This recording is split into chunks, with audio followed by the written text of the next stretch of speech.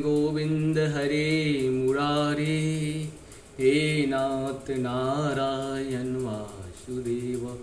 श्री कृष्ण गोविंद हरे मुरारे, हे नाथ नारायण वासुदेव।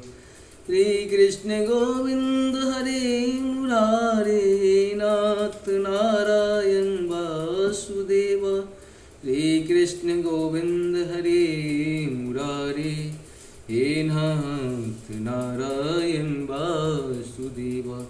श्री कृष्ण गोविंद हरे मुरारे, हे नाथ नारायण वासुदेव। ओम नमो भगवते वासुदेव, ओम नमो भगवते वासुदेव, ओम नमो भगवते वासुदेव, ओम नमो भगवते वासुदेवाय नमः। ओम नमो भगवते वासुदेवाय नमः, ओम नमो भगवते वासुदेवाय नमः, ओम नमो भगवते वासुदेवाय नमः, ओम नमो भगवते वासुदेवाय नमः। सर्वमंगल मंगल्ये शिवे सर्वार्थ साधके शरण्ये त्र्यंबके गौरी नारायण नमस्ते। सर्वमंगल मंगल्ये शिवे सर्वार्थ साधके शरण्ये त्र्यंबके गौरी नारायण। सर्वमंगल मंगल्ये शिवे सर्वार्थ साधके शरण्ये त्र्यंबके गौरी नारायण नमस्ते। ओम जयंती मंगला काली भद्रकाली कपालिनी दुर्गा क्षमा शिवा धात्री स्वाहा स्वाहा नमस्ते। ओम जयंती मंगला काली भद्रकाली कपालिनी दुर्गा क्षमा शिवा धात्री स्वाहा स्वाहा नमस्ते। आप सबों को बहुत बहुत धन्यवाद है। आप लोगों से निवेदन है, जय हिंद जय भारत में आप सबों का स्वागत है। आज हम लोग श्रीमद् महाभारत नहीं भागवत महापुराण का 30वां भाग सुनेंगे और इसका लाभ उठाएं। प्रथम स्कंद में अभी हम लोग चल रहे हैं, भागवत को पूर्ण किया है। प्रथम स्कंद में भागवत महापुराण का लाभ उठाएं। हमारे चैनल पे आप सबों के लिए बहुत कुछ है, इस सब का लाभ उठाइए। बहुत सारी चीज़ें जैसी संपूर्ण गीता का सार आपको एक ही संस्कृत में और हिंदी में मिलेगा। आपको अपनी भाषा में, मधुर भाषा में, सुस्पष्ट भाषा में, ज्ञान की भाषा में, विज्ञान की भाषा में, विवेक की भाषा में मिलेगा। इस सब का लाभ उठाइए। साथ साथ दुर्गा सप्तशती का पाठ 10 और 15 मिनट के बीच का ही छोटा छोटा करके संस्कृत और हिंदी में अनुवाद किया हुआ 13 अध्याय के साथ साथ आपको अर्गला, कील, कवच, आरती संग्रह, क्षमा प्रार्थना इत्यादि के साथ उपलब्ध है। इसका लाभ उठाए। सुंदरकांड का 2 भागों में अवधी भाषा में उपलब्ध है, उसका लाभ उठाइए। आरती संग्रह है, जितनी भी आरती है जो हमारे पास बुक उपलब्ध थे उस सभी का आरती कहीं न कहीं हम गाए हैं, अपनी भाषा में टूटी फूसी भाषा में गाए हैं।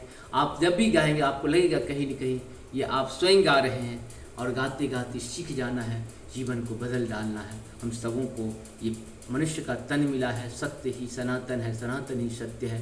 धर्म एक था, एक है और एक ही रहेगा। कभी धर्म दूसरा हो ही नहीं सकता है। जिस तरह सूर्य दूसरा नहीं हो सकता, चंद्र दूसरा नहीं हो सकता, पृथ्वी दूसरा नहीं हो सकता, समुद्र दूसरा नहीं हो सकता है, आकाश दूसरी नहीं हो सकती है, ठीक उसी प्रकार से धर्म दूसरा हो ही नहीं सकता है। धर्म वही है जो सत्य है, सत्य वही है जो धर्म है, और सत्य सनातन, सनातन वही है जो सत्य है। हम लोग शुरू करते हैं आज 30वां भाग। सूत जी कहते हैं, इस प्रकार प्रगाढ़ प्रेम से भगवान श्री कृष्ण चरण कमलों का चिंतन करते करते अर्जुन का चित्तवृत्त अत्यंत निर्मल और प्रशांत हो गई। उनकी प्रेममयी भक्ति भगवान श्री कृष्ण के चरण कमलों को अहरनिश चिंतन से अत्यंत बढ़ गया। भक्ति के वेग ने उनको हृदय को मत कर उसमें से सारे विकारों को बाहर निकाल दिया। उन्हें युद्ध के प्रारंभ में भगवान के द्वारा उपदेश किया हुआ गीता ज्ञान पुनः स्मरण हो आया, जिनकी काल के व्यवधान और कर्मों के विस्तार के कारण प्रमादवश कुछ दिनों के लिए विस्मृत हो गई थी। ब्रह्म ज्ञान की प्राप्ति से माया का आवरण भंग होकर गुणातीत अवस्था प्राप्त हो गई। द्वैत का संशय निवृत्त हो गया, सूक्ष्म शरीर भंग हुआ। वे शोक एवं जन्म मृत्यु के चक्र से सर्वथा मुक्त हो गए।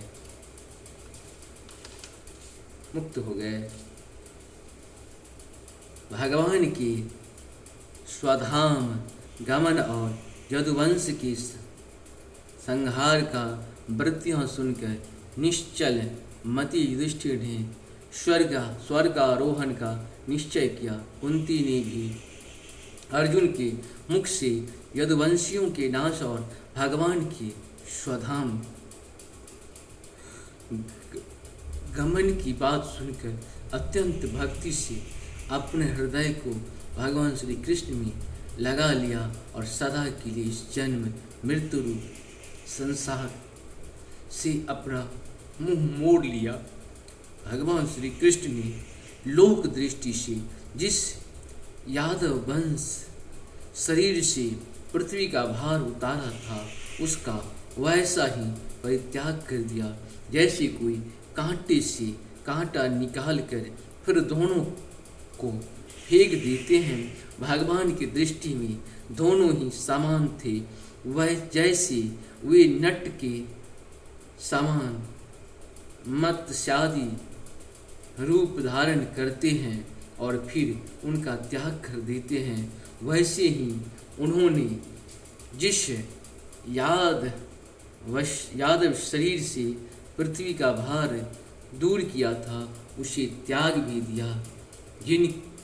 जिनकी मधुर लीलाएं श्रवण करने योग्य है, उन भगवान श्री कृष्ण ने जब अपने मनुष्य के शरीर से इस पृथ्वी का परित्याग कर दिया, उसी दिन विचारहीन लोगों को अधर्म में फंसाने वाली कलयुग आधम का महाराज युधिष्ठिर से कलयुग का फैलना छिपा न रहा। उन्होंने देखा कि देश में, नगर में, घरों में और प्राणियों में लोभ, असत्य, छल, हिंसा आदि अधर्मों की बढ़ती हो गई है। तब उन्होंने महाप्रस्थान का निश्चय किया। उन्होंने अपनी विनय पौत्र परीक्षित को जो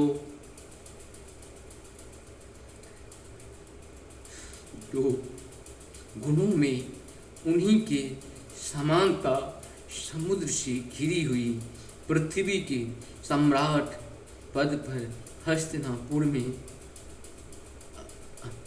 अभिषिक्त किया। उन्होंने मथुरा में सूर सेनापति के रूप में अनिरुद्ध के पुत्र वज्र का अभिषेक किया। उसके बाद समर्थ युधिष्ठिर ने प्रजापत्य यज्ञ करके आहवनीय आदि अग्नियों को अपने में लीन कर लिया, अर्थात गृह श्रम के धर्म से मुक्त होकर उन्होंने संन्यास ग्रहण किया। युधिष्ठिर ने अपने सब वस्त्राभूषण आदि छोड़ दिए एवं ममता और अहंकार से रहित होकर समस्त बंधन काट डाले। उन्होंने दृढ़ भावना से वाणी को मन को प्राण से, प्राणों को आपान से और आपान को उसकी क्रिया के साथ मृत्यु में तथा मृत्यु को पंचभूतमय शरीर में लीन कर दिया। इस प्रकार शरीर को मृत्यु रूप अनुभव करके उन्होंने उसे त्रिगुण में मिला दिया। त्रिगुण को मूल प्रवृत्ति में सर्व कारण रूपा प्रकृति को आत्मा में तथा आत्मा को अविनाशी ब्रह्मा में विलीन कर दिया। उन्हें यह अनुभव होने लगा कि यह संपूर्ण दृश्य प्रपंच ब्रह्म स्वरूप है। इसके पश्चात उन्होंने शरीर पर चीर वस्त्र धारण कर लिया, अन्न जल का त्याग कर दिया, मौन ले लिया और केश खोलकर बिखरे हुए वे अपने रूप को ऐसा दिखाने लगे जैसे कोई जड़ उन्मत्त या पिशाच हो। फिर वे बिना किसी को बाट देखे तथा बहरे की तरह बिना किसी की बात सुने घर से निकल पड़े। हृदय में उस परम ब्रह्म का ध्यान करते हुए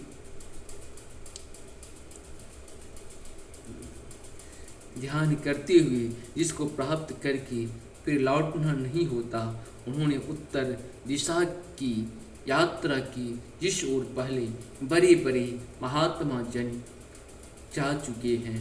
भीमसेन, अर्जुन आदि युधिष्ठिर के छोटे भाइयों ने भी देखा कि अब पृथ्वी में सभी लोगों को अधर्म के सहायक कलयुग ने प्रभावित कर डाला है।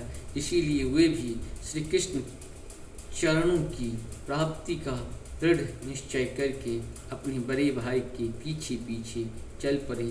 उन्होंने जीवन के सभी लाभ भली भांति प्राप्त कर लिए थे। इसीलिए यह निश्चय करके कि भगवान श्री कृष्ण के चरण कमल ही हमारे परम पुरुषार्थ हैं, उन्होंने उन्हें हृदय में धारण किया। पांडवों की हृदय में भगवान श्री कृष्ण के चरण कमलों के ध्यान से भक्ति भाव उमड़ आया। उनकी बुद्धि सर्वथा शुद्ध होकर भगवान श्री कृष्ण के उस सर्वोत्कृष्ट स्वरूप में अनन्य भाव से स्थिर हो गया, जिसमें निष्पाप पुरुष ही स्थिर हो पाते हैं। फलतः उन्होंने अपने विशुद्ध अंतःकरण से स्वयं ही वह रीति वह गति प्राप्त की जो विषयासक्त दुष्ट मनुष्यों को कभी प्राप्त नहीं हो सकती। संयमी एवं श्री कृष्ण के प्रेमावेश में मुक्त भगवानमय विदुर जी ने भी अपने शरीर को प्रभाव क्षेत्र से त्याग दिया। उस समय उन्हें लेने के लिए आए हुए पितरों के साथ वे अपने लोक यमलोक को चले गए। द्रौपदी ने देखा कि अब पांडव लोग निरपेक्ष हो गए हैं, तब वे अत्यंत प्रेम से भगवान श्री कृष्ण का ही चिंतन करके उन्हें प्राप्त हो गई। भगवान के प्यारे भक्त पांडवों की महाप्रयाण की इस परम पवित्र तथा मंगलमयी कथा को जो पुरुष श्रद्धा से सुनता है वह निश्चय भगवान की भक्ति और मोक्ष प्राप्त करता है। 16वां अध्याय परीक्षित जी का दिग्विजय तथा धर्म और पृथ्वी का संवाद। सूत जी कहते हैं, शौनक जी पांडवों के महाप्रयाण के पश्चात भगवान के परम भक्त राजा परीक्षित श्रेष्ठ ब्राह्मणों की शिक्षा के अनुसार पृथ्वी का शासन करने लगे।